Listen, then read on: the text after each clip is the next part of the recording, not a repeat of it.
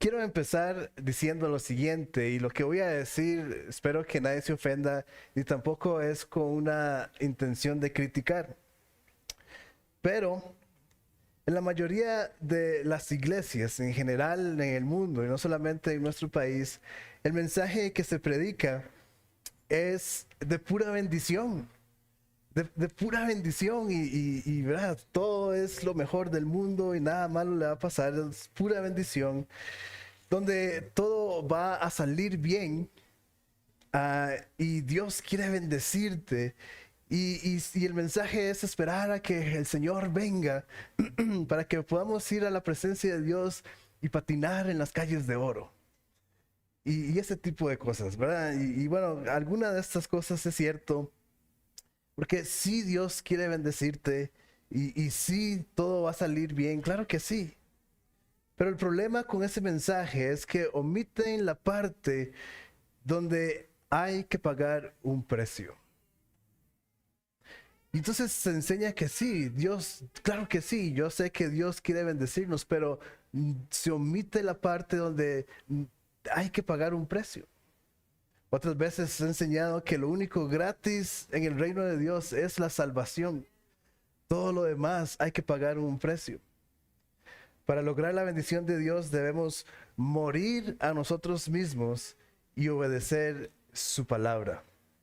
De lo contrario, nada va a suceder. Nada va a suceder. Y tal vez usted me diga, pero pastor, ahí va mi vida bien. Y sí, está bien, porque ya hemos hablado también la diferencia entre vivir bajo la misericordia de Dios y vivir bajo la bendición de Dios. Y yo estoy seguro, y voy a ponerme a predicar como los otros hermanos, yo estoy seguro que usted quiere vivir en bendición. Claro que sí, pero hay que pagar un precio. Ahora, porque no pagamos un precio, porque no entendemos que es una vida de sacrificio que tenemos que llevar, es la razón por qué hay cristianos infelices. ¿Cuántos de ustedes conocen cristianos infelices? Tal vez es usted mismo, yo no sé, no es que lo estoy ofendiendo, pero simplemente usted no vive a una forma completa lo que Dios ha diseñado para usted. Entonces, porque no pagamos el precio, porque creemos que si pagamos el precio vamos a ser infelices. La semana pasada enseñábamos que porque Dios nos dice algunas cuantas veces que no a algunas cosas, entonces ya Dios lo quitamos de mi persona favorita. Pero mi persona favorita es el que me dice que sí a todo. Pero porque Dios me dice que no, entonces Dios, cuando te necesito, te llamo. Creemos que pagar el precio nos va a hacer infelices. Pero pagar el precio es justamente lo que se necesita para que la bendición de Dios se active. La razón por la que no pagamos el precio, o porque no pagamos el precio más bien, es la razón por la que muchos hijos de familias cristianas se apartan del camino del Señor. Porque cuando el evangelio, cuando las buenas noticias se predica a medias, no es algo genuino, no es real, es simplemente a medias. Hay otra mitad que hace falta. Y cuando nuestros hijos van creciendo sin esa mitad, crecen incompletos, entendiendo que algo hace falta o que simplemente no existe. Y cuando el mundo les muestra otras cosas, van a preferir eso, porque no hemos mostrado el evangelio completo, tal y como es. Esta es la razón por qué los cristianos no dan ejemplo al mundo, porque no pagamos el precio. No pagamos el precio, y como no pagamos el precio, los cristianos somos exactamente igual que cualquier otra persona. No hay ninguna diferencia. No hay ninguna diferencia. ¿Cuántos de ustedes después de algunos cuantos años se dan cuenta que ciertos compañeros de su trabajo son cristianos? Y mira, cristiano ese. No parecía, no parecía. Pero de repente algo dijo, o tal vez dijo, yo soy cristiano. Ya, bueno, quién sabe a cuál iglesia va. Pero porque no pagamos el precio. Cuando pagamos el precio estamos diciendo, yo he adoptado, realmente me he comprometido al 100% a seguir a Jesús. El verdadero evangelio lleva responsabilidad, lleva trabajo, lleva sacrificio. No es nada más soplar y hacer botellas. Es uno de los dichos más vacilones que existen. Pero es responsabilidad, lleva trabajo, lleva sacrificio. Esto es justo lo que Jesús nos enseñó. Y podemos pensar en muchas cosas, pero ¿qué más que su sacrificio? El sacrificio de su vida. Es lo que Jesús nos enseñó. No hay gloria si no hay sacrificio. No hay gloria si no hay sacrificio. Por cierto, el mensaje se llama mayor sacrificio, mayor gloria. Depende del porcentaje de sacrificio que des, ese es el resultado de tu gloria. Ahora, podemos confundir la gloria, y no es algo nada más personal, pero podemos confundir la gloria con lo que el mundo dice que es gloria. Y con los logros que el mundo piensa que tenemos que tener, creemos que esa es la gloria. Pero tenemos que recordar que nuestra vida en esta tierra es momentánea.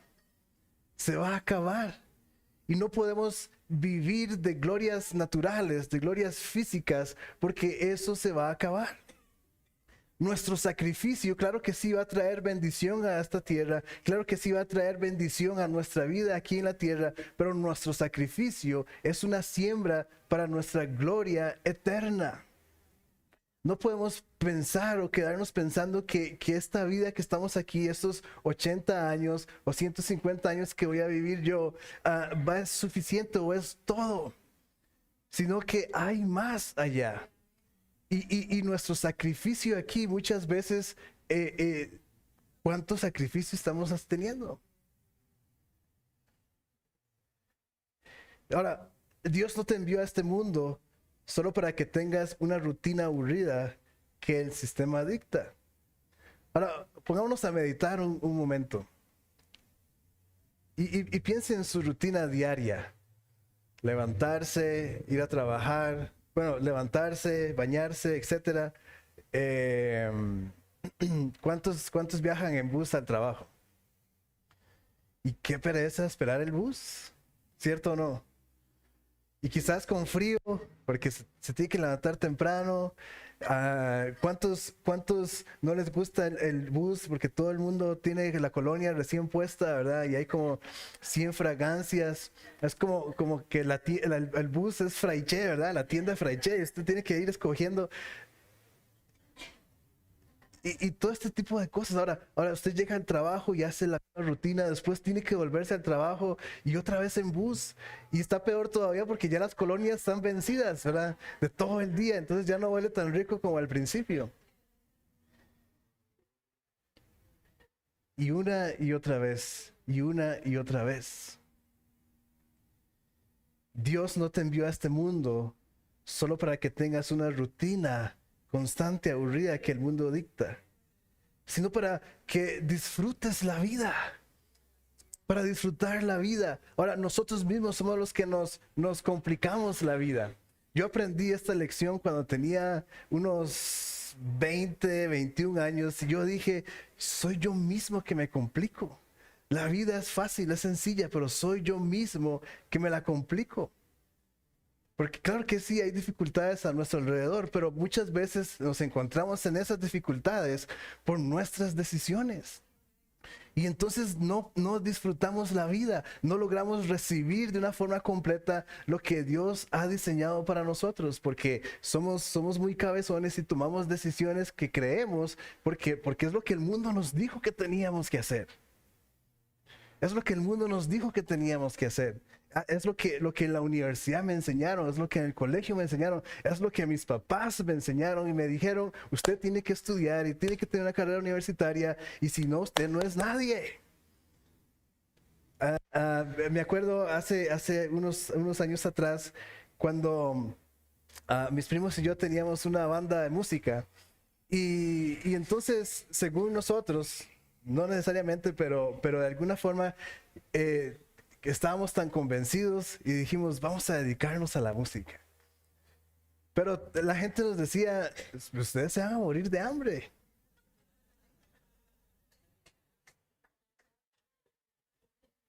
Y seguro que sí, ¿verdad? Porque tampoco éramos tan buenos, ¿verdad?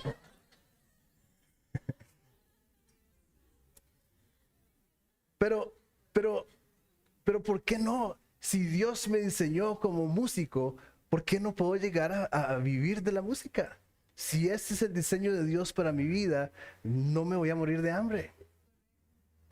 El que no es músico, seguro que sí, pero si Dios me diseñó de esta forma, yo no voy a escuchar a los que me decían, se va a morir de hambre porque no va a ser así, porque fue lo que Dios diseñó para mí.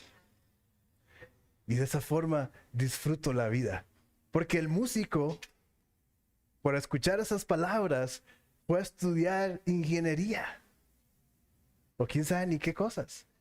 Y es infeliz porque está haciendo lo contrario a lo que Dios lo llamó a hacer. Y él simplemente no disfruta la vida.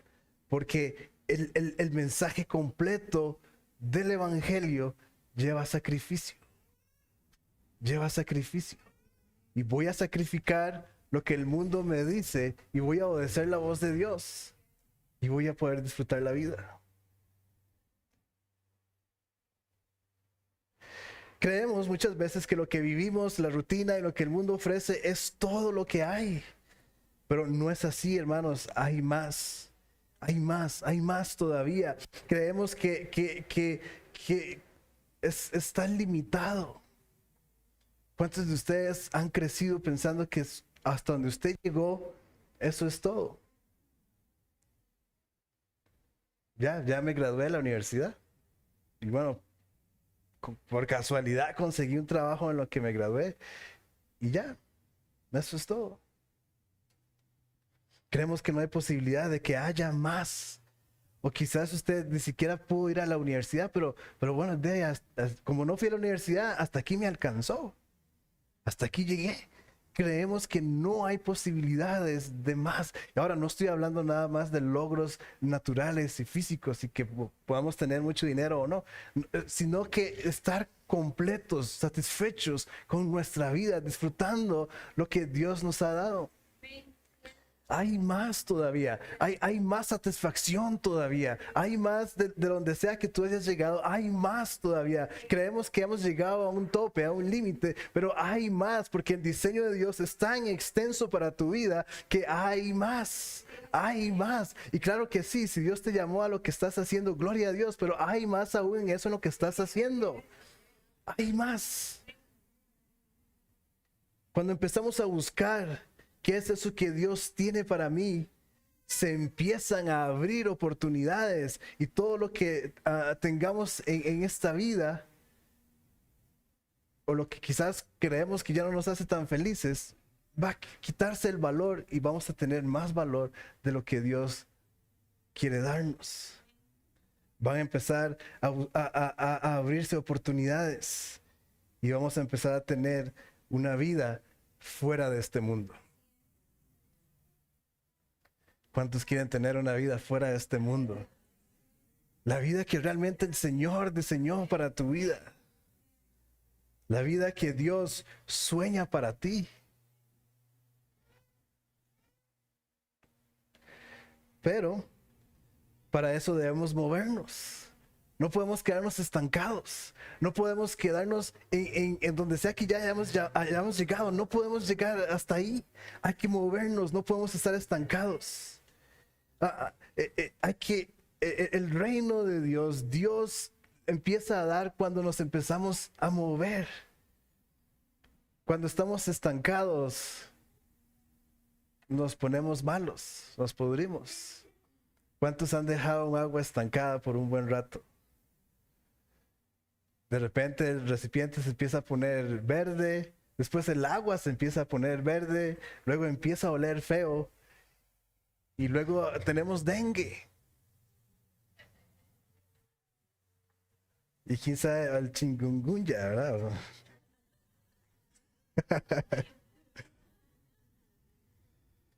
Quiero concentrarme esta mañana en una característica de Jesús que yo creo que todos podemos tener y tenemos. y es la siguiente. Voy a leer este pasaje, Lucas 2:52. Dice: Jesús crecía en sabiduría y estatura, y en el favor de Dios y de toda la gente. Si vamos a ser aprendices de Jesús, debemos conocer este tipo de cosas de Él. Rápidamente, espero que esté ahí, pongan la frase del año. Vamos a ver qué tan despiertos están. Ahí está, excelente. Para una vida feliz de Jesús, seré un aprendiz. Para una vida feliz de Jesús, seré un aprendiz. Necesitamos saber cuáles son las características de Jesús para ser un aprendiz de Jesús, para tener una vida feliz. Y entonces leemos aquí en Lucas esta característica. Decía que Jesús crecía en sabiduría y en estatura. Lo que necesitamos hacer es crecer. Ahora, tal vez no en estatura, ya usted llegó hasta ahí, ¿verdad? Y yo hubiera querido ser un poco más alto, pero hasta aquí llegué. Ahora sí, ¿verdad? Ahora sí hay un tope, ya no hay más que hacer. Solo que me ponga unos tacones, ¿verdad? Pero creo que me vería muy raro. Pero necesitamos crecer. Necesitamos crecer en sabiduría. Sí en conocimiento, sí en entrega, sí en sacrificio, sí en adoración, sí en conectar, sí en la palabra de Dios, sí en el favor de Dios y de toda la gente. En cada una de estas cosas tenemos que crecer. Cuando crecemos en estas cosas, el favor de Dios, nuestro favor hacia Dios y hacia la gente va a empezar a crecer también. Ahora, antes de que Lucas escribiera estas palabras de Jesús, nos menciona algo muy interesante, que para mí es la razón por qué es que Jesús crecía. Ahora, en estatura, obviamente, porque era un niño. Ahora nos vamos a dar cuenta que él tenía 12 años cuando sucedió esto, y obviamente iba a crecer en estatura. Pero ¿por qué crecía en sabiduría? ¿Por qué crecía en el favor de Dios y en el favor de la gente? Voy a contarles la historia un poco. Y antes de esto, lo que sucede es que los papás, ellos no vivían en Jerusalén. Jesús y sus papás van a Jerusalén a las fiestas. Y terminó la fiesta y los papás se regresaron para la casa. Y después de un día de camino, se dan cuenta que el carajillo no está. Y entonces, ¿pero qué es eso, Jesús? ¿Y qué es eso, Jesús? Y le empezaron a preguntar a los familiares y los que andaban con ellos, y quién sabe, ¿verdad? Se tuvieron que devolver un día, porque ya había pasado un día, se devolvieron, y justo desde el momento que se dieron cuenta que Jesús faltaba, pasaron 3 días hasta que encontraron a Jesús. Y cuando por fin lo encontraron, la respuesta de Jesús la leemos en Lucas 2:49, y dice: entonces Él les dijo, ¿por qué me buscan? Imagínese usted el carajillo suyo de 12 años, después de que se perdió 3 días, que le diga a usted: ¿por qué me busca? ¿No sabéis que en los negocios de mi Padre me es necesario estar? Ahora, si hubiéramos sido nosotros y no tenemos entendimiento de que nuestro Hijo es el Salvador del mundo, qué buena jugueteada se lleva este carajillo, ¿verdad? Pero bueno, quizás María y José lo entendían un poco bien. No sabemos si les gritó, porque Lucas no lo menciona. No creo que Jesús les hubiera contado esa parte de la historia tampoco. Pero independientemente de lo que haya sucedido en ese sentido, esta es la clave de por qué Jesús estaba creciendo. Es la clave para que podamos desbloquear la vida que Dios escribió para cada uno de nosotros. Es la clave para que el sistema del mundo empiece a romperse dentro de nosotros. En los negocios de mi Padre me es necesario estar. Es una necesidad. No es nada más que qué bonito estar en los negocios de Dios. Qué bonito ir a la iglesia. Qué bonito ahora que empieza otra vez lugares altos. Qué bendición. No, no. Es una necesidad. Jesús le dice a sus papás, en los negocios de mi Padre me es necesario estar. Y por eso, ¿para qué me buscan? Ya ustedes deberían de saber. Ahora, buscamos en todos lugares, menos en donde tenemos que buscar. Analicemos un poco la situación de Jesús. Él tenía 12 años, no estaba tan grande, pero tampoco, no estaba tan pequeño, pero tampoco estaba tan grande, como para que pueda quedarse solo, sin supervisión de un adulto, en otra ciudad. Y bueno, él dejó que sus papás se fueran, quizás, yo me imagino que él se dio cuenta que los papás se fueron.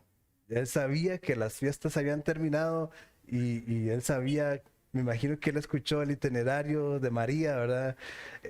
Si es María, como creemos que puede ser María, tenía un itinerario y decía, José, a esta hora nos vamos, a esta hora regresamos, a esta hora almorzamos y el tal día, a tal hora, ya que empacamos, nos vamos. Él había escuchado estas cosas, él se dio cuenta que se fueron. No le preocupó dónde iba a comer, ni dónde iba a dormir. Simplemente se quedó. Se quedó. Y además de esto, si leemos el resto de la historia, usted puede leerlo después. Además de esto, estaba interactuando con adultos. Y no eran nada más adultos, ¿verdad? Que se lo encontraron y tal vez estaban ahí preguntando dónde estaban los papás, sino que estos eran doctores de la ley. Dice ahí en la palabra, doctores de la ley. Dice que hasta estaban maravillados de escuchar lo que decían, lo que decía él. Cero preocupación, cero estrés. Jesús no tenía ningún estrés de nada. Cero preocupación de Jesús porque en los negocios de mi Padre me es necesario estar. Lo único que de verdad le preocupaba o le ocupaba en su corazón era estar en los negocios de Dios. Era complacer al Padre. Era simplemente cumplir su propósito, vivir en el destino que su Padre escribió para él. Solamente. ¿En cuántas cosas nos preocupamos nosotros? ¿Cuántas cosas? ¿En los negocios de quién estamos? ¿En los negocios de quién estamos? La clave para crecer es estar en los negocios de Dios. No podemos quedarnos estancados. Debemos movernos hacia adelante.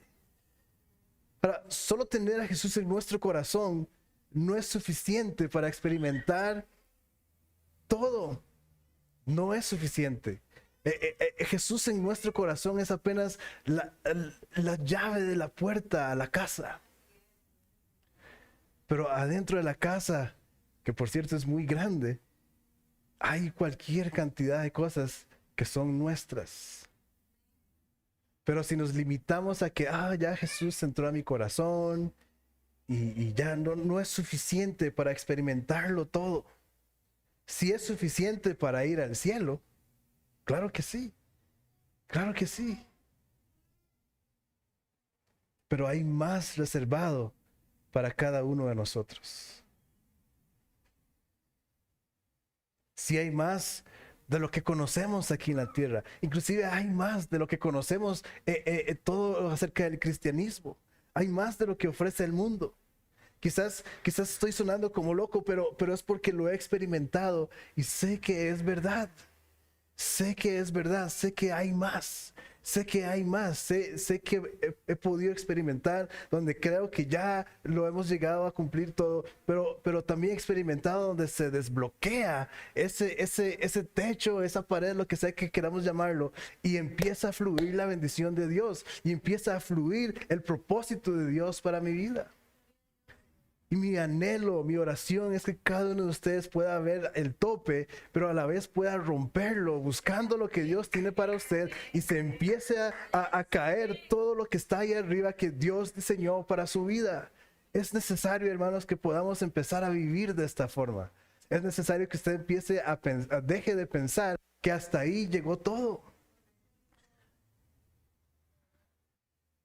En su trabajo, en su relación de matrimonio, en su relación con sus hijos, en su relación con sus vecinos, en su vida personal con Dios. Hay más, hay más, hay más. No es suficiente con solamente tener a Jesús en nuestro corazón. Hay más, algo después del tope donde creímos que era todo, que era suficiente. Hay más.